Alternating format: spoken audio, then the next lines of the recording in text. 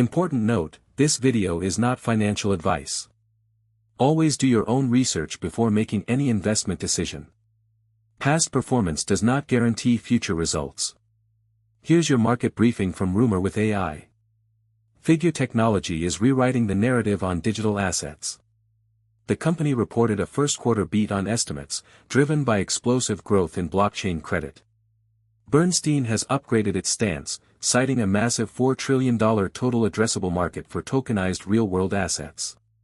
Live on-chain loan volume is now tracking closely with these projections. This signals a structural shift in how credit markets are beginning to utilize distributed ledger technology. Meanwhile, geopolitical instability is fracturing emerging market currencies.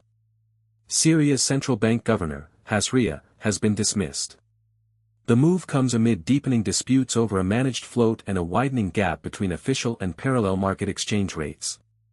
The Syrian pound has plummeted by nearly 17% since late February. This political shakeup underscores the fragility of state-controlled monetary systems in conflict zones. On the macro front, monetary policy divergence is accelerating. The Reserve Bank of Australia hiked its cash rate to 4.35%. This stands in stark contrast to the Federal Reserve, the Bank of England, and the Reserve Bank of New Zealand, all of which held rates steady. The RBA's decision highlights persistent inflationary pressures in Australia that are not yet present in other major economies. In related news, caution is returning to equity markets. Goldman Sachs strategist Ben Snyder warned that the S&P 500's artificial intelligence-driven rally has become a crowded, one big trade. He signaled that this concentration of risk could lead to significant volatility ahead. Investors are now watching for signs of rotation out of tech-heavy indices. Looking ahead to today's release, the economic calendar is packed with high-impact data.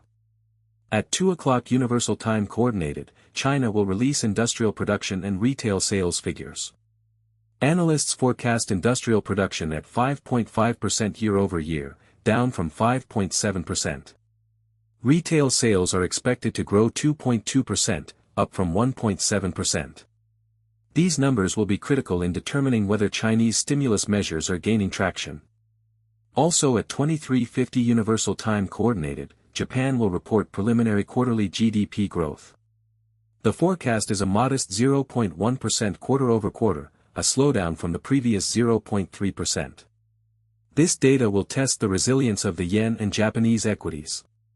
Pre-market earnings also demand attention.